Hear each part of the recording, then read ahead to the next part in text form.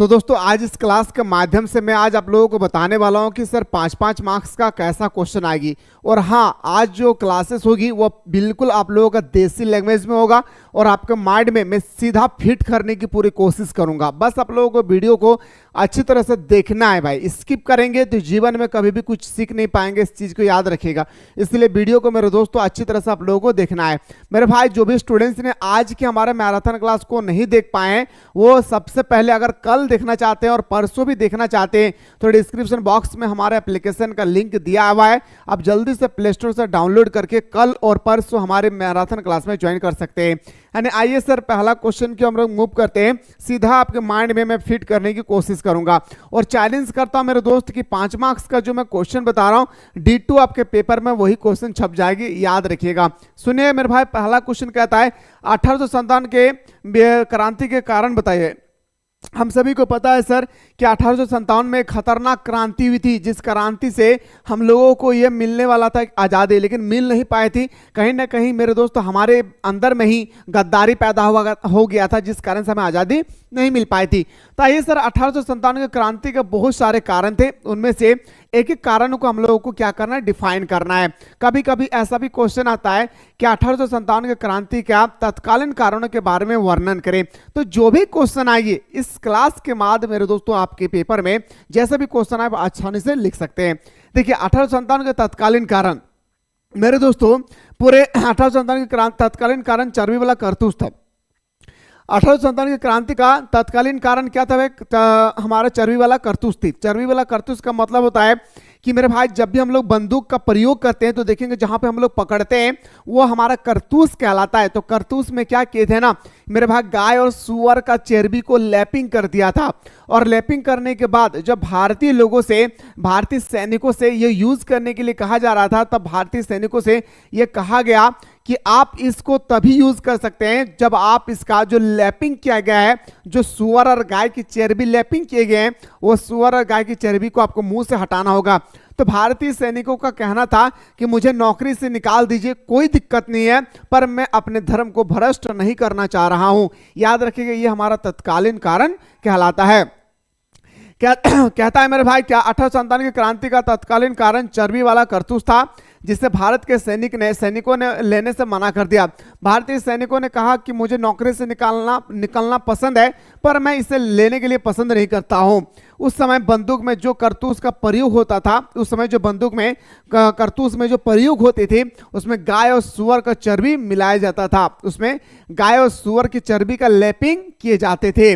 इसलिए मंगल पांडे नामक सैनिक ने सबसे पहला आवाज उठाने वाला मंगल पांडे सैनिकों ने कहा था, अरे भारतीय सैनिक सुनो, ये हमारा धर्म को भ्रष्ट करना चाह रहे हैं, हम लोग नौकरी से निकल जाएंगे लेकिन कभी भी हम लोग इसका प्रयोग नहीं करेंगे। तो मंगल पांडे नामक सैनिक ने कारतूस का प्रयोग करने से मना कर दिया एवं चर्बी वाले कारतूस 1857 का तत्कालीन कारण रहा। मुझे पूरा उम्मीद है मेरे भाई कि तत्कालीन कारण क्या था आप लोगों को बहुत ही सुंदर तरीके से समझ में आ गया होगा। अब आइए सर दूसरा क्वेश्चन पे हम लोग बात करते हैं, यानी पॉइंट नंबर 2 में। पॉइंट नंबर 2 क्या कहता है मेरे भाई, सुनिएगा। राजनीतिक कारण, लॉर्ड डलहौजी ने हड़प नीति के तहत नागपुर, झांसी, अवध इत्यादि को कुशासन का आरोप लगाकर अंग्रेजी साम्राज्य में मिला लिया था। अब अंग्रेजों ने जितना एरिया कब्जा किया था मेरे भाई, अंग्रेजों ने जितना सारे कब्जा किए थे, एरिया कब्जा किए थे, मान के चलिए इतना बड़ा एरिया कब्जा किए थे। तो इसी के साथ हमारा था अवध, इसी के साथ हमारा था झांसी और इसी के साथ हमारा नागपुर। तो मेरे दोस्तों जो हमारा लॉर्ड डलहौजी थे ना, वो क्या किया, हड़प नीति के माध्यम से, याद रखना है, उन्होंने इन सारे लोगों को, इन सारे इलाकों को गिरफ्तार कर लिया और अपने पक्ष में ले लिया। वही कह रहा है कि लॉर्ड डलहौजी ने हड़प नीति के तहत नागपुर, झांसी और अवध इत्यादि को कुशासन का आरोप लगाकर अंग्रेजी साम्राज्य में मिला लिया था और जिसके कारण छोटे छोटे राजा अंग्रेजों से दुखी हो गए थे। अब किसी की भी खेती को अगर आप छीन लेंगे तो वो खुश थोड़े ना होगा भाई, वो नाराजी हो जाएगा। तो मेरे भाई जिसका जमीन छीन लिया गया था वो काफी नाराज हो गए थे, और छोटे छोटे किसान, सबसे ज्यादा छोटे छोटे जो राजा थे वो काफी नाराज हो गए थे। नाराज होने के बाद मेरे दोस्तों जो हमारा किसान भाई था, वो किसान भी मेरे दोस्तों हमारे हम अंग्रेजों से दुखी हो गए थे। उस समय लॉर्ड वेल्लेस्ली ने शाही संधि का प्रारंभ कर किसानों का कर बढ़ा दिया था, और जो हमारे किसान भाई थे ना, उसका कर को भी पूरी तरह से उन्होंने बढ़ा दिया था। पहले मान के चलिए 10% टैक्स था, उसको बढ़ा के कर दिया मेरे दोस्तों 20%, जिसके कारण से हमारा किसान भाई काफी परेशान हो गए थे, और इस कारण से अंग्रेजों से वो भी क्या हो गए थे, दुखी हो गए थे। वही कह रहा है कि लॉर्ड वेल्लेस्ली ने सहायक संधि का प्रारंभ कर किसानों को का कर बढ़ा दिया गया था। किसानों का जो टैक्स था वो पूरी तरह से बढ़ा दिया गया था, जिसके कारण किसान भी अंग्रेजी सरकार से दुखी हो गए थे। और जब टैक्स बढ़ा दिया जाएगा तो कोई व्यक्ति खुश थोड़े ना होगा, वो दुखी होंगे ना। तो किसान भाई हमारा पूरी तरह से दुखी हो गए थे। इस प्रकार हम कह सकते हैं कि 1897 क्रांति का प्रमुख कारण एक प्रकार का राजनीतिक कारण था। मुझे उम्मीद है कि राजनीतिक कारण और हमारा आप लोगों ने जो तत्कालीन कारण के बारे में सुने होंगे, बहुत ही शानदार तरीके से आप लोगों को समझ में आ गया होगा। अब आते हैं सर किसमें, पॉइंट नंबर 3 में। पॉइंट नंबर 3 में क्या कहता है मेरे भाई कि आर्थिक कारण। देखिए मेरे भाई, आर्थिक कारण का मतलब होता है धन अर्जित करना। 1857 की क्रांति होने का प्रमुख कारण आर्थिक कारण था। एक प्रकार का देखा जाए 1857 की जो क्रांति हुई थी, इसका प्रमुख कारण हमारा आर्थिक कारण भी था। आर्थिक कारण क्या कहता है सुनिएगा। अंग्रेजों के द्वारा भारत की सोना चांदी इत्यादि लूटकर अंग्रेज भाई जो थे वो इंग्लैंड भेज देते थे। यानी हमारा जो आर्थिक कारण था वह हमारे अंग्रेज भाई क्या करते थे ना मेरे दोस्तों, वो हमारे देश के सोना चांदी को लूटकर वो अपने देश क्या करते थे, भेज देते थे। यहाँ का कच्चा माल और यहाँ के जो हमारा कच्चा माल थे वो यहाँ से खरीद लेते थे, और मेरे दोस्तों खरीदने के बाद वो विदेश अपने देश ले जाते थे, और वहाँ से वस्त्र बनाकर वो वस्त्र को भारतीय लोगों को बेचते थे अधिक से अधिक दामों पर। याद रखना है मेरे भाई कि कच्चा माल को वो खरीद कर विदेश ले जाते थे, अपने देश लेकर चले जाते थे, और वहाँ पर इसका वस्त्र तैयार करके भारतीय लोगों से ज्यादा रकम पे कपड़ा को बेचते थे। जैसे कपास को सस्ते दामों में खरीद कर, जैसे उन्होंने कपास को सस्ते दामों में खरीद लिए, इस कपास से कपड़ा बनाकर भारत में ही अधिक दामों में बेचना चाहता था और बेचा जाता था। मेरे भाई जो हमारे किसान भाई थे उनसे कपास की खेती जो होती थी, कपास को खरीद करके सस्ते दामों पे खरीद करके वो अपने देश लेकर चले जाते थे, और वहां पर वस्त्र बना करके, वस्त्र बनाने के बाद जब वो वस्त्र को भारत में लाते थे तो हमारे लोगों से ही वो अधिक दामों पर वस्त्र को बेचा करता था। यहां किसान पर अत्यधिक कर लगा दिया था, और यहां पे किसान जो हमारे थे उस पर ज्यादा से ज्यादा टैक्स भी लगा दिए गए थे, जिसके कारण किसानों की हालात बहुत ही खराब हो गई थी। सॉरी भाई, जिसके कारण किसानों के हालात पूरी तरह से खराब हो गया था। यहाँ के लोग अंग्रेजों के खिलाफ क्रांति करना चाहते थे, और हमारे जो भारत के जो लोग थे, यहाँ जो लोग थे वो चाहते थे कि हम अंग्रेजों के विरुद्ध में क्या करते, एक क्रांति करें, जिसका हमारा बोल सकते हैं सर एक प्रकार का आर्थिक कारण है। इस प्रकार हम कह सकते हैं कि 1857 की क्रांति का प्रमुख कारण हमारा आर्थिक कारण है। क्या बोल सकता हूं सर, 1857 के प्रमुख क्रांति में से क्रांति क्या मेरे भाई, आर्थिक कारण है। ठीक है, आइए सर अगला पॉइंट पे बात करते हैं। अगला पॉइंट है सर सैनिक कारण। देखिए मेरे भाई, सैनिक कारण क्या कहता है कि 1857 की क्रांति का प्रमुख कारण सैनिक कारण था। 1857 के प्रमुख कारण जो थे वो क्या था, एक प्रकार का सैनिक कारण थे। क्या थे मेरे दोस्तों, तो बताएंगे सर एक प्रकार का हमारा सैनिक कारण थे। याद रखना है, भारतीय सैनिकों और अंग्रेजों का सैनिक का काम सेम टू सेम था, और मेरे भाई भारतीय सैनिकों को कम वेतन दिए जाते थे। जबकि काम एक जैसा हो और वेतन अलग अलग हो तो दुखी तो होगी। और मेरे दोस्तों चार हमारे जहां पर एक अंग्रेज का सैनिक होता था, वहां पर 4 भारतीय सैनिक को रखा जाता था और ज्यादा से ज्यादा काम करवाए जाते थे। और मेरे दोस्तों यहां तक ही नहीं, बल्कि हमारे जो सैनिक भाई होते थे, जो हमारे सोल्जर होते थे, उनका वेतन कम ही था। साथ ही साथ मेरे दोस्तों वो क्या करते थे ना, अपमानजनक बातें करते थे। जो एक अंग्रेज रहते थे उनके साथ वो अपमानजनक बातें करते थे और अपमान भी करते थे हमारे मिलिट्री से, तो उन लोगों को बर्दाश्त नहीं हुआ। इस कारण से भी एक प्रकार का हमारा सैनिक कारण हो गई थी। देखिए 1857 की क्रांति का प्रमुख कारण सैनिकरण था। यहाँ के सैनिकों को कम वेतन दिया जाता था और यहाँ के जो हमारे सैनिक भाई थे, भारत के जो सैनिक थे, उनको पूरी तरह से कम वेतन दिया जाता था। प्रत्येक 5 भारतीय सैनिकों में एक अंग्रेज सैनिक इनसे बहुत अपमानजनक तरीके से बातें करते थे। यानी 5 को हमारा भारतीय सैनिक जहाँ पे होते थे वहाँ पे एक हमारा अंग्रेज होता था और ये अंग्रेज 5 भारतीय सैनिक को काफी अपमान करते थे और अपमानजनक बातें भी बोलते थे। इनको चिढ़ाते थे। इन्हीं सैनिकों के द्वारा अपने ही देश के आदमी को मरवाते थे और मेरे भाई भारतीय सैनिक के द्वारा भारतीय लोगों को मरवाते थे। उस समय भारतीय सैनिकों ने कहा कि मैं अपने देश के प्रति कभी गद्दार नहीं हो सकता हूं, मुझे चाहे आप नौकरी से निकाल दीजिए पर मैं अपने देश के व्यक्ति को, मैं अपने देश के नागरिक को नहीं मारूंगा, चाहे मुझे जो करना पड़े मैं करने के लिए तैयार हूं। यह था हमारा सैनिक का वफादारी। इन्हीं सैनिकों के द्वारा अपने ही देश के आदमी को मरवाते थे, जिससे सैनिक अंग्रेज सरकार से दुखी होकर 1857 की क्रांति के अब जो हमारे सैनिक भाई थे वो पूरी तरह से दुखी हो गए और दुखी होने के कारण मेरे दोस्तों 1857 की क्रांति शुरू कर दिया। अब आते हैं धार्मिक कारण। देखिए मेरे भाई 1857 की क्रांति का प्रमुख कारण एक प्रकार का देखा जाए तो धार्मिक कारण भी है। अंग्रेज सरकार के द्वारा हिंदू धर्म में जो होती थी हमारा सती प्रथा को सुधार करना चाहते थे। याद रखना है, अंग्रेज सरकार के द्वारा हिंदू धर्म में कई सुधार किए गए। अंग्रेज सरकार द्वारा हिंदू धर्म में कई सुधार किए गए, जैसे हमारा बोल सकते सती प्रथा का अंत किया गया था। साथ ही साथ मेरे दोस्तों जो हमारा हिंदू भाई थे जिससे बाल विवाह हो जाते थे उसको भी रोक लगा दिया गया था। तब अब हमारे भारतीय लोगों को लगने लगा अरे नहीं भाई, ये अंग्रेज जो है ना हमारे धर्म को भ्रष्ट करना चाह रहे हैं, ये अंग्रेज जो चाहते हैं ना वो हमारे धर्म को पूरी तरह से भ्रष्ट करना चाह रहे हैं, इनके बातों पे मत आओ। ठीक है, तो 1857 की क्रांति का प्रमुख कारण धार्मिक कारण था। अंग्रेज सरकार के द्वारा हिंदू में कई सुधार किए गए, जैसे लॉर्ड विलियम बेंटिंक के द्वारा सती प्रथा का अंत कर दिया गया। किसके द्वारा? लॉर्ड विलियम बेंटिंक के द्वारा सती प्रथा का अंत कर दिया गया। बाल विवाह पर रोक लगा दिया गया और जो बाल विवाह थे इस पर क्या कर दिए? रोक लगा दिए। यानी छोटे छोटे मासूम बच्चों को जब शादी दे देते थे मेरे भाई तो कुपोषण का शिकार हो जाते, तो अंग्रेजों ने उस पर प्रतिबंध लगा दिया, जो सही काम किए थे। लेकिन भारतीय लोगों को लगा था क्या ये हमारे लिए क्या हो रही है भाई, ये हमारा धर्म का भ्रष्ट कर रहा है। तो हालांकि अच्छा कार्य था, ये दोनों कार्य बहुत ही सुंदर था, लेकिन हिंदू लोगों को लगने लगा कि अंग्रेज हमारे सांस्कृतिक और धर्म में हस्तक्षेप कर रहा है, इसलिए उन्होंने अंग्रेजों के खिलाफ क्रांति कर दी और इसी के कारण अंग्रेजों के खिलाफ उन्होंने क्या कर दिया? क्रांति कर दिए। तो इस प्रकार हम बोल सकते हैं, इस प्रकार हम कह सकते हैं कि 1857 की क्रांति का एक प्रमुख कारण एक प्रकार का देखा जाए तो हमारा धार्मिक कारण भी है। तो मेरे भाई मैंने आप लोगों को धार्मिक कारण भी पढ़ाया, मैंने आप लोगों को सैनिक कारण भी पढ़ाया और मैंने आप लोगों को आर्थिक कारण बताया, फिर आप लोगों को मैंने राजनीतिक कारण बताया, फिर आप लोगों को तत्कालीन कारण बताए।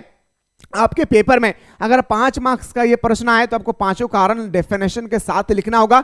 अगर कभी कभी क्वेश्चन में क्या आता है ना मेरे भाई, जैसे मैं दिखा सकता हूं क्वेश्चन में आता है इस तरह से 3 मार्क्स का क्वेश्चन आता है कि बताइए 1857 के विद्रोह का तत्कालीन कारण क्या था, तो आपको बताना होगा कि चर्बी वाला करतूस के बारे में, जैसे मैंने अभी आप लोगों को बताया इस तरह से आपको डेफिनेशन देना है। ठीक है, तो मुझे उम्मीद है मेरे भाई कि ये पॉइंट को आप लोगों ने बहुत ही शानदार तरीके से समझ में आ गया होगा और अच्छा लग रहा है मेरे भाई, तो कमेंट सेक्शन में जरूर बताएं कि सर आप जो भी चीज हम लोगों को समझाते हैं सारा चीज हमारे माइंड में पूरी तरह से सेटअप हो जाती है। अब आते हैं सर 1857 की क्रांति आखिर असफल क्यों हो गई, किस कारण से हमारे 1857 की क्रांति असफल हो गया, आइए सर बात करते हैं। तो देखिए 1857 के क्रांति का असफल होने का पहला कारण था समय से पूर्व क्रांति।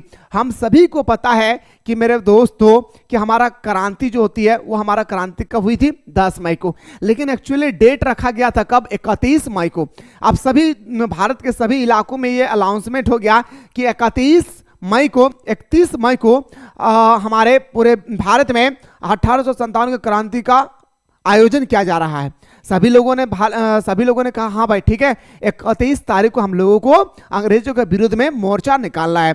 अब क्या हो गया मेरे भाई, अचानक हो गया ये डेट 10 तारीख। तो जो लोग 31 तारीख का वेट कर रहे थे मेरे दोस्तों, क्या वो 10 तारीख में आ पाएंगे? नहीं आ पाएंगे। तो एक कारण ये भी था कि हमारा 1857 की क्रांति जिसके कारण असफल हो गए थे। अब सभी को आपका शादी है, हाँ मैं आपसे बात कर रहा हूं, आपका शादी है, आप सबको अनाउंसमेंट कर दिए कि 31 मई को हमारा शादी है, और आप अचानक भाग कर 10 तारीख को शादी कर लिए, क्या सब मेहमान पहुंच पाएंगे? नहीं पहुंच पाएंगे ना भाई। यही हुआ था हमारा 1857 की क्रांति में। सुनिएगा, कहता है कि समय से पूर्व क्रांति, 1857 की क्रांति का असफल होने का प्रमुख कारण क्रांति का समय से पूर्व होना था, समय के क्रांति से पूर्व होना था। हालांकि तारीख 31 मई को रखा गया था, क्रांति का मोर्चा निकालने का 31 तारीख को रखा गया था, लेकिन यह क्रांति 10 मई को ही प्रारंभ हो गई थी, जिसके कारण 1857 की क्रांति में भारतीय सैनिकों को असफलता का मुंह देखना पड़ा। इसी कारण से भारतीय सैनिकों को असफलता का क्या करना पड़ा? मुंह देखना पड़ा भाई। दूसरा पॉइंट था सर, देसी राजाओं का अंग्रेजों का सहयोग। देखिए मेरे भाई, कभी कभी होती है ना कि कभी कभी कोई व्यक्ति मेरे दोस्तों गद्दार पैदा हो जाता है ना, अपने आप को बढ़ावा बनाने के लिए, अपने आप को बड़े आदमी बनाने के लिए वो क्या करते हैं भाई? वो किसी से गद्दारी कर बैठते हैं। ठीक हमारे साथ वैसा ही होगा। कुछ ऐसे राजा थे, जैसे मेरे भाई हमारे भारतीय लोगों के आपस में जब मीटिंग होती थी ना, वो मीटिंग होने के समय जो बातें होती थी राजा जाके सुन लेते थे, और सुनने के बाद वो अंग्रेजों को बता देते थे, देखो अंग्रेज, ये लोग इस तरह से आप लोगों को घेरना चाह रहे हैं, आप लोग यहां पर मत जाइए। तो इस तरह से बता देते थे मेरे भाई, जिसके कारण हमारे जो 1857 क्रांति है वो पूरी तरह से क्या हो गई थी? असफल हो गया था। वही कह रहा है कि देसी राजाओं का अंग्रेजों का सहयोग, भारत के छोटे छोटे प्रांत के राजा अंग्रेजों को साथ देते थे। अब जो छोटे छोटे राजा होते थे वो अंग्रेजों को क्या करते थे मेरे दोस्तों? साथ देते थे, अपनी योजना को अंग्रेजों को बताते थे।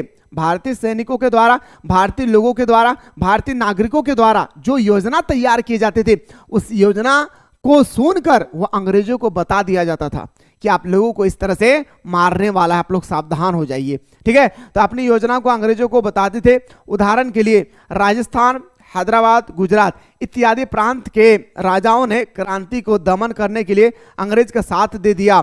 1857 की क्रांति में विफलता का सबसे बड़ा कारण देसी राजाओं का अंग्रेजों का सहयोग था। अब कुछ क्या बता भाई, कुत्ता कमीना था ऐसा नहीं बोलना चाहिए। जो हमारे देश की आज़ादी, एक्चुअली हमारे देश की आज़ादी 1857 को ही मिल जाती, लेकिन इसी गद्दारों की वजह से मेरे भाई हमें और 200 साल तक, लगभग 200 साल तक हमारे 200 नहीं, लगभग 100 साल तक हम लोगों को और गुलाम बनाकर रखा। कौन? हमारे अंग्रेज भाई। ठीक है, तो याद रखना है मेरे दोस्तों इस तरह से कि 1857 की क्रांति का सबसे बड़ा विफलता का कारण अगर है तो देसी राजाओं का अंग्रेजों का सहयोग होना। अब आते हैं सर नेक्स्ट पॉइंट पे, पॉइंट नंबर 3 में, विद्रोह क्षेत्र का सीमित होना। देखिए मेरे भाई, अंग्रेजों के पास बड़े बड़े बंदूक था, बड़े बड़े बॉम्ब, बड़े बड़े परमाणु, भारतीय सैनिकों के पास कुछ नहीं था, है ना। तो 1857 की क्रांति का प्रमुख कारण विद्रोह क्षेत्र का सीमित होना था। यह विद्रोह लखनऊ, मेरठ, बंगाल तक ही सीमित था। अब जो हमारा 1857 की क्रांति थी ना, वो पूरे भारत में नहीं था। 1857 की क्रांति पूरे भारत में नहीं था, तो मेरे भाई पूरे भारत में नहीं था तो पूरे भारत के लोग भी एकजुट नहीं होंगे। तो ये कहाँ कहाँ था प्रॉपर तरीके से? तो लखनऊ, मेरठ, बंगाल, ठीक है। इसके बाद हमारा हो जाती सर बिहार में भी, ठीक है। तो बिहार में ये हमारा सीमित था, मतलब अगर आप लोगों को अंग्रेज सता रहे हैं तो आप ही लोग लड़िए, ये पूरे देश का कोई जिम्मेदारी नहीं है भाई। तो अगर इस विद्रोह को पूरा भारत में किया जाता तो शायद हम लोग 1857 की क्रांति में ही आज़ादी मिल जाती। इस प्रकार हम कह सकते हैं कि विद्रोह के क्षेत्र सीमित होना 1857 की क्रांति का सफलता का सबसे बड़ा कारण बनकर तैयार हुआ। अब आते हैं सर अगला पॉइंट पे कि सीमित साधन। अब हमारे पास हथियार नहीं है मेरे भाई, अंग्रेजों के पास बड़े बड़े हथियार थे, हमारे पास कोई भी हथियार नहीं था। देखिए सीमित संसाधन, 1857 की क्रांति का असफल होने का सबसे प्रमुख कारण सीमित संसाधन का होना। किसका होना? सीमित संसाधन का होना। हमारे पास सीमित संसाधन था, हमारे पास सीमित संसाधन थे भाई, हमारे पास अच्छे हथियार नहीं थे, और हमारे भारतीय लोगों के पास, भारतीय सैनिकों के पास उस समय अच्छे हथियार नहीं थे, जिसके कारण हम अंग्रेजों का सामना कर सके। हथियार नहीं थे हमारे सैनिक के पास, अगर संसाधन होते तो शायद हम लोग 1857 की क्रांति में ही आज़ादी मिल जाती। 1857 की क्रांति का असफलता होने का सबसे बड़ा कारण जो है वो हमारे पास सीमित संसाधन। उस समय अगर अंग्रेजों से लड़ने की क्षमता अगर हमारे पास हो जाती तो शायद मेरे दोस्तों हम लोग को 1947 में नहीं बल्कि 1857 की क्रांति में ही हम लोगों को आज़ादी मिल जाती।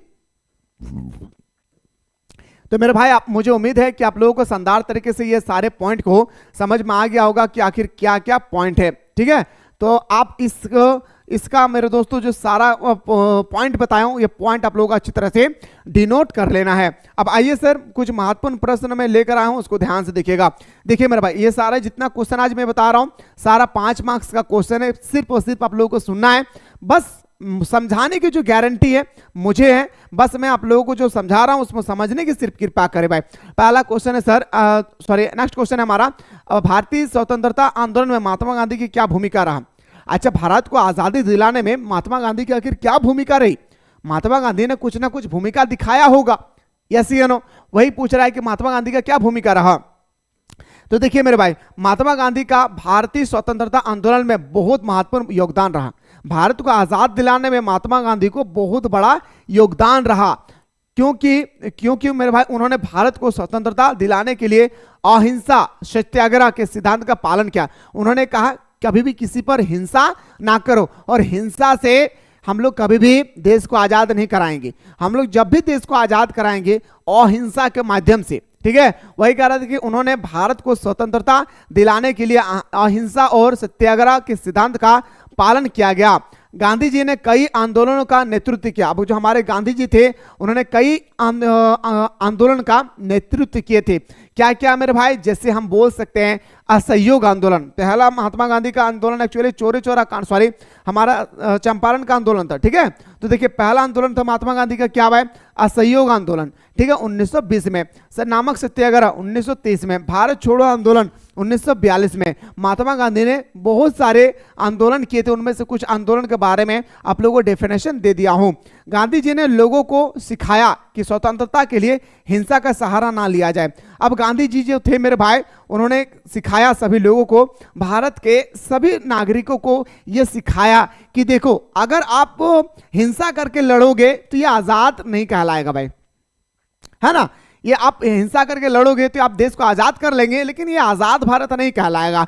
तो कहा महात्मा गांधी ने क्या करना होगा, तो लोगों ने कहा महात्मा गांधी जी क्या करना होगा। तो महात्मा गांधी ने कहा कि गांधी जी ने लोगों को सिखाया कि स्वतंत्रता के लिए हिंसा का सहारा ना लिया जाए, नहीं लेना चाहिए, बल्कि शांतिपूर्ण विरोध करना चाहिए, और शांतिपूर्ण हम लोग प्रदर्शन करेंगे, मुझे पूरा विश्वास है कि हमें आजादी मिल जाएगी।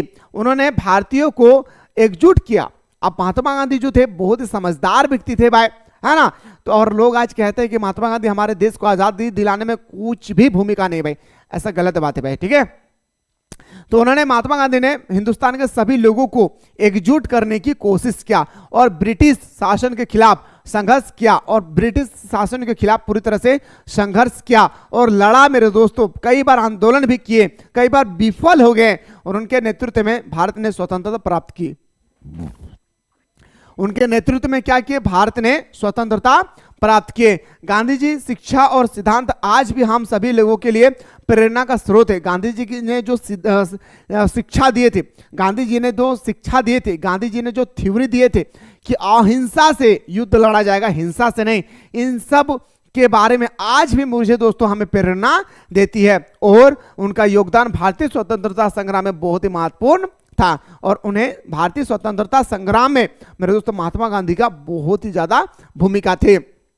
मेरे दोस्तों आप यह इतना तो आप लिख सकते हैं। इसके अलावा अगर कुछ और पॉइंट अगर बेहतर तरीके से अगर आप लोग लिखना चाहते हैं तो आप ये लिख सकते हैं कि असहयोग आंदोलन के बारे में थोड़ा सा लिख दिए, नमक सत्याग्रह थोड़ा सा लिख दिए, भारत छोड़ो आंदोलन के बारे में लिख दिए। जैसे महात्मा गांधी ने भारत छोड़ो आंदोलन में करो या मरो की नारा दिया था, बोला कि अरे भारतवासी सुनो, हम सभी को एकजुट होना है और इस बार हमें आजादी दिला कर रहना है अपने देश को, और कहा कि जो होगा सो देखा जाएगा, करो या मरो की नारा दे दिया। और उस समय सारे भारतीय लोग गांधी जी के पीछे आ गए, और उसी समय अंग्रेजों को लगने लगा कि अब हमारे ज्यादा दिन का खान पान इस देश में नहीं है, अब लगता है मुझे इस देश को छोड़कर भागना पड़ेगा। इस तरह से और भी बहुत सारे क्वेश्चन को आप डिफाइन कर सकते हैं। देखिए मेरे भाई अगला क्वेश्चन पे आते हैं सर, गुप्त काल को भारत का स्वर्ण युग क्यों कहा जाता है। आखिर गुप्त काल को हम लोग भारत का स्वर्ण युग क्यों कहते हैं भाई। देखिए मेरे दोस्तों गुप्त काल को भारत का स्वर्ण युग कहे जाने का बहुत सारे कारण है मेरे दोस्तों, जिसमें से एक कारण मैं बता सकता हूं। देखिए कई प्रकार के कारण होती है जो मैं एकदम आपके माइंड में पूरा फिट कर दूंगा भाई। देखिए पहला कारण था, बाद में देखते हैं, गुप्त काल भारतीय इतिहास में सांस्कृतिक, सामाजिक, धार्मिक, कला और विज्ञान के क्षेत्र में अद्भुत प्रगति का समय था। जो हमारे गुप्त काल थे, वो गुप्त काल में मेरे दोस्तों इतना ज्यादा विकास हुए हमारा इस सांस्कृतिक में, सामाजिक में, धार्मिक में, कला और विज्ञान में अद्भुत प्रगति हुई। इसी कारण से भारत को स्वर्ण युग का कहा जाता है। इसी कारण हमारे भारत का स्वर्ण युग कहा जाता है। किसको? गुप्त काल को, क्योंकि इस समय की उपलब्धियां अद्भुत रही। आखिर क्या क्या अद्भुत रहा भाई, आइए सर बात करते हैं एक एक पॉइंट पे। सामाजिक व्यवस्था, सबसे पहले अगर मैं बात करूं हमारा गुप्त काल की सामाजिक व्यवस्था के बारे में, तो देखिए समाज में 4 वर्ण थे, ब्राह्मण, क्षत्रिय, वैश्य और शूद्र, ठीक है। और कई जातियां थी। जाति और वर्ण व्यवस्था सख्त थी, लेकिन जरूरत पड़ने पर एक दूसरे का व्यवसाय अपनाने की अनुमति थी। अब मेरे भाई हम सभी को पता है कि ब्राह्मण क्षेत्र से, क्षेत्रीय शूद्र से, शूद्र जो है मेरे दोस्तों सबसे बात करना चाहता है, पर वो किसी से बात नहीं कर पाते क्योंकि वो लोअर कास्ट का होता है। तो हमारा जो ब्राह्मण, क्षेत्रीय, वैश्य, शूद्र थे, यह नाम मात्र का जाति थे, लेकिन जब जरूरत पड़ती थी तो एक दूसरे से सहयोग करते थे। इससे क्या होती थी, जो व्यवसाय होता था ना, वो काफी प्रगति होती थी, काफी विकास की ओर जाते थे, ठीक है। ये पहला कारण था सामाजिक व्यवस्था। दूसरा कारण था सर स्थापत्य कला। अब बात करता हूं सर हमारा दूसरा पॉइंट पे कि स्थापत्य कला क्या था। तो देखिए स्थापत्य कला, गुप्त काल में भाई मंदिरों का निर्माण शुरू हुआ। अब मेरे दोस्तों गुप्त काल में कई मंदिरों की निर्माण शुरू हुई। गुप्त काल में कई प्रकार के मंदिरों का निर्माण हुआ। यह मंदिर स्थापत्य कला में तकनीकी और सौंदर्य का बेहतरीन उदाहरण है। और इतने सुंदर मंदिरों को बनाए जाते थे मेरे दोस्तों कि ये विदेशी लोगों को अपनी ओर आकर्षित करते थे। मंदिरों के दीवार पर इतने सुंदर सुंदर चित्र बनाए जाते थे कि ये सभी लोगों को अपनी ओर क्या करते थे, आकर्षित करते थे, ठीक है। तकनीकी और सौंदर्य का बेहतरीन उदाहरण रहा, ठीक है। अगला है सर कि मूर्तिकला, देवी देवताओं का, बुद्ध और तीर्थंकरों की मूर्ति का निर्माण हुआ। इस समय मूर्तिकला धर्म से प्रेरित थे, और जो इस समय थे मूर्तिकला, वो धर्म से पूरी तरह से क्या थे, प्रेरित थे। चित्रकला, गुप्त काल चित्रकला का उत्कृष्ट उदाहरण है। जैसे हम बोल सकते हैं अजंता और एलोरा की गुफा है ना, तो अजंता और बाघ की गुफा में मिलता है। इसमें रंगों, रेखाओं और भावों का अद्भुत उपयोग हुआ है। इस कारण से भी हमारा गुप्त काल को मेरे दोस्तों क्या कहा जाता है, स्वर्ण युग काल के नाम से जाना जाता है। जैसे विज्ञान और तकनीकी, विज्ञान के क्षेत्र में उल्लेखित प्रगति हुई है। विज्ञान के क्षेत्र में गुप्त काल में इतना प्रगति हुई है कि लोग अनुमान नहीं लगा सकते थे कि आखिर इतना विकास कैसे हो पाई है, ठीक है। तो विज्ञान के क्षेत्र में उल्लेखनीय प्रगति हुई है।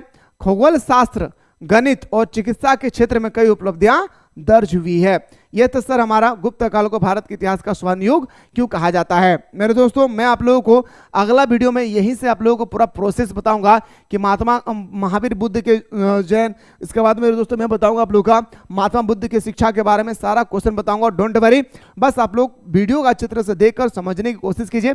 बाकी जो भी मैराथन क्लास नहीं ज्वाइन कर पाए थे आज, तो कल हमारा मैराथन क्लास फिर से होगी 26 तारीख और 27 तारीख को, दोनों टाइम में। तो मेरे दोस्तों शाम के 6:30 बजे जो भी स्टूडेंट्स ज्वाइन नहीं कर पा रहे, नीचे पूरा प्रोसेस दिया हुआ है कि आखिर कैसे आप ज्वाइन कर सकते हैं। वो वीडियो को देखकर मेरे भाई अच्छी तरह से आप लोग ज्वाइन करके हमारे मैराथन क्लास में जुड़ सकते हैं। बात करता हूँ नेक्स्ट वीडियो में।